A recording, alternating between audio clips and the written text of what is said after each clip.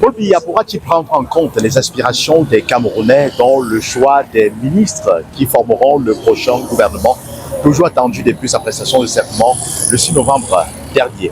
Cette question taraude les esprits des personnes rencontrées dans les rues de la capitale économique Douala où nous nous trouvons. Écoutons leur réaction.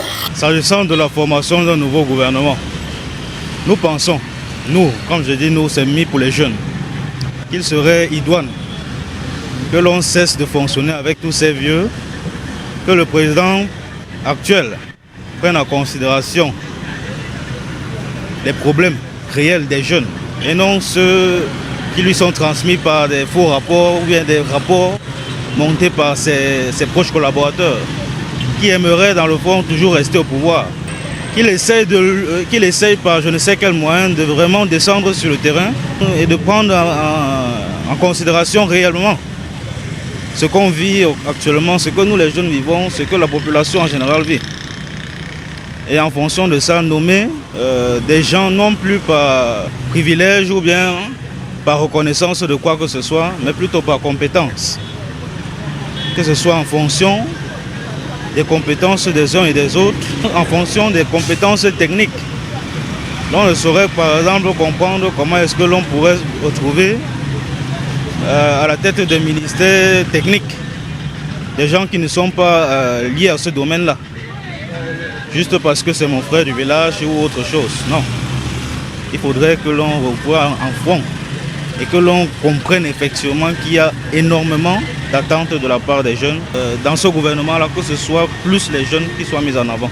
Honnêtement, pour moi qui ai voté contre ce régime en place aux dernières élections, s'il faudrait suggérer, c'est que l'on fasse une razzia totale. La razzia totale, donc une razzia qu'il n'y ait plus aucun membre du gouvernement actuel dans la composition du nouveau gouvernement. En ce moment, le peuple camerounais attend du chef de l'État qu'il soit proche de son peuple.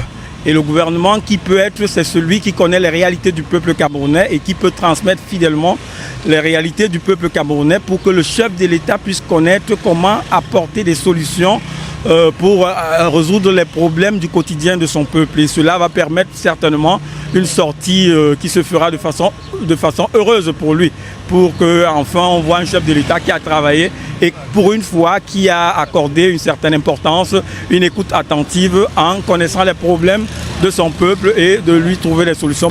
Ce qui fait problème, c'est qu'on a des personnes qui ne servent pas le peuple, qui se servent. C'est-à-dire que c'est des personnes qui travaillent soit pour se maintenir longtemps au pouvoir, ou soit pour servir des intérêts, ou alors des positionnements.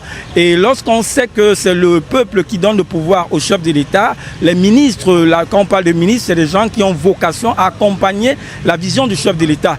Et quand on est entouré des personnes comme ceux-là qui ne pensent qu'à eux, qui ne pensent qu'à leur image, à leur prestige et autres, ça fait que forcément la vision du chef de l'État ne peut pas interpréter et par conséquent, il ne peut pas être la personne que le peuple attend. D'où le fait qu'on a aujourd'hui une population qui crie après son leader parce qu'en fait on a l'impression qu'il n'écoute pas.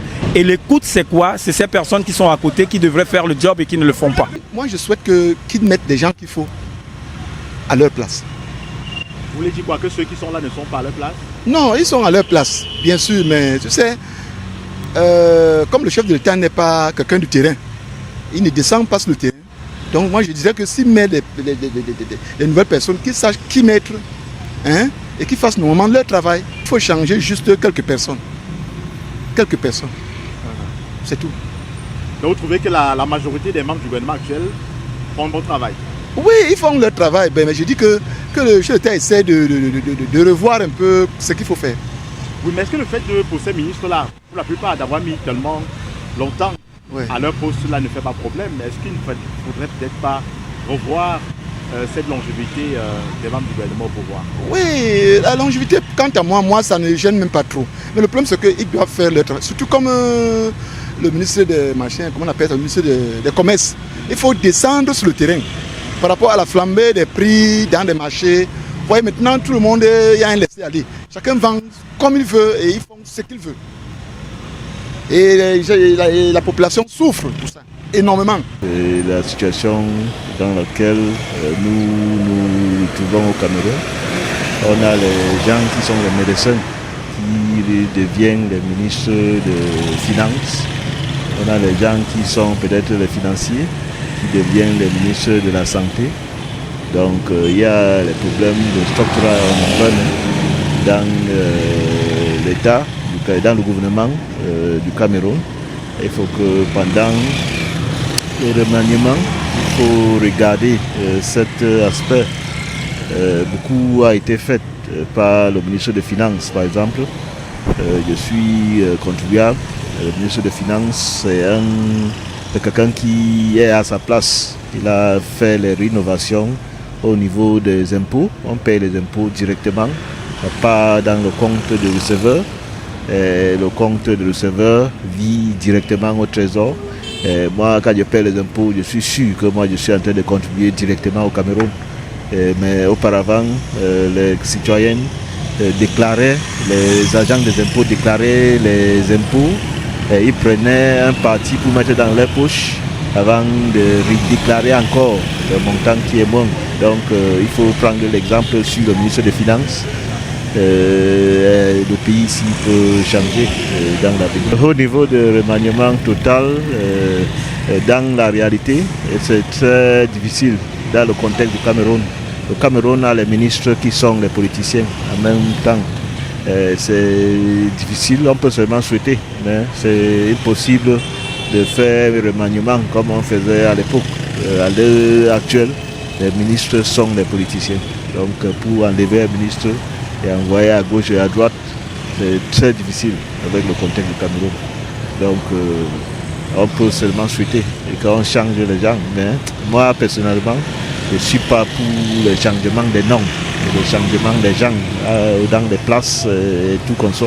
Mon problème, c'est de mettre les gens dans les endroits qu'il faut. On devait d'abord balayer tous les ministres normalement. Parce que on voit que notre pays ne travaille pas bien. Le père essaie de laisser travailler, mais il ne travaille pas bien. Il doit réaménager et mettre même les nouvelles personnes qui doivent travailler normalement. D'abord, il doit d'abord enlever son secrétariat. Il doit d'abord enlever Ngongo d'abord dans son secrétariat. Les autres, il doit enlever, on appelle comment là, le Moninex quoi.